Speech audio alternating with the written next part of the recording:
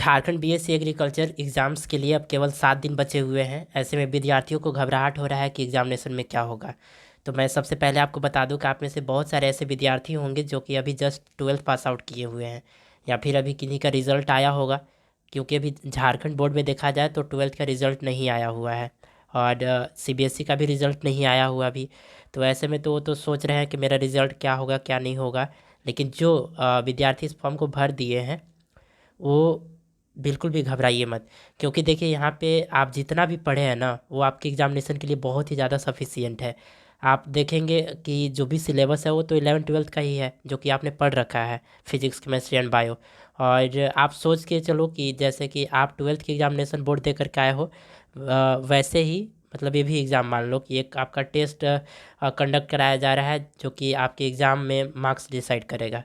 तो दिमाग ख़राब करने की कोई दिक्कत नहीं है। इस वीडियो में हम लोग बेसिकली 2 पॉइंट पे बात करेंगे कि जो OMR होता है उसे कैसे फिल करना है, एंड निगेटिव मार्किंग से कैसे हमें बचना है। इन दोनों चीज़ों पे हम लोग बेसिकली इस वीडियो में बात करने वाले हैं। तो चलिए शुरू करते हैं। देखिए अब तो आपको भी पता है कि ज़्यादा दिन बचा हुआ नहीं है। जो एग्जामिनेशन डेट है आपका 28 अप्रैल 2024, यानी कि उस दिन कौन सा दिन पड़ रहा है आपका, संडे पड़ रहा है, संडे।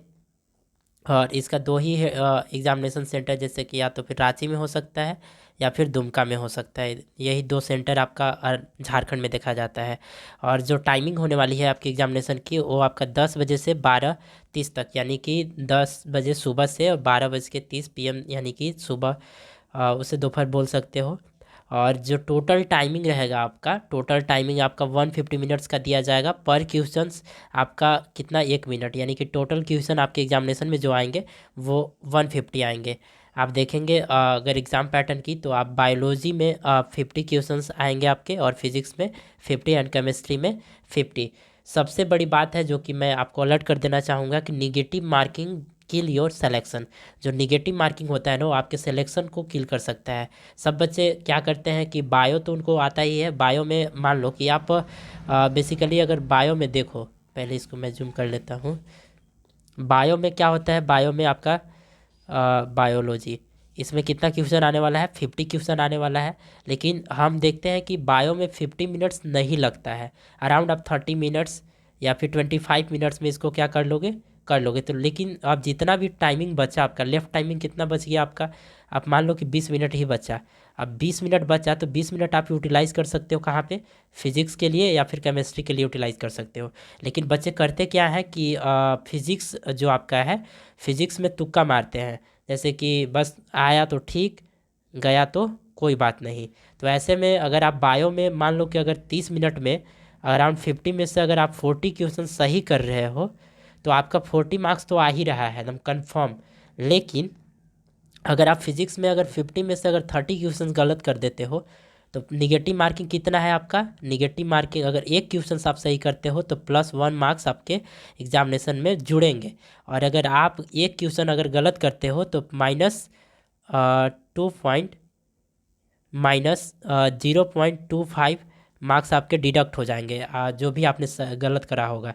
यानी कि अगर मान लो अगर इतना मार्क्स आपका अगर डिडक्ट हो रहा है, 1/4 मार्क्स, तो फिर अगर इसमें से अगर आप 30 क्वेश्चन गलत कर दिए तो कितना गलत हो गया, समझ रहे हो ना आप।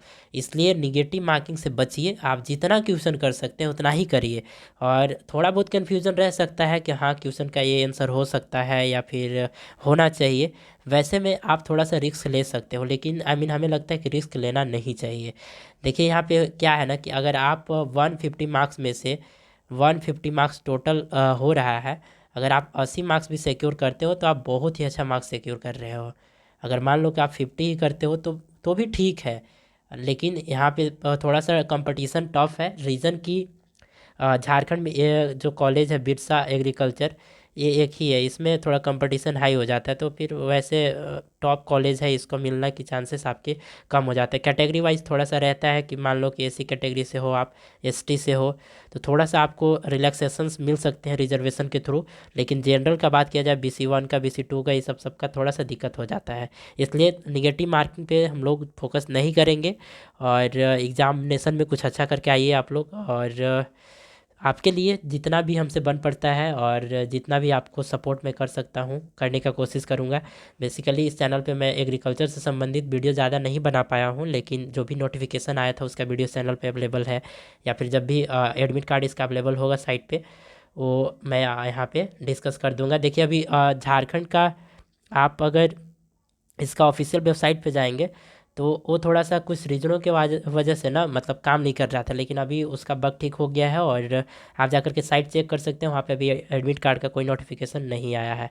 ये जो ऑफिशियल नोटिस था आपका जो एग्जामिनेशन फिलिंग स्टार्ट हुआ था वो आपको पता होगा, ये भी पता है आपको। और एग्जामिनेशन डेट 28 अप्रैल को है, संडे जिस दिन। और एग्जामिनेशन सेंटर आपका रांची दुमका, जैसा कि मैंने आपको बताया।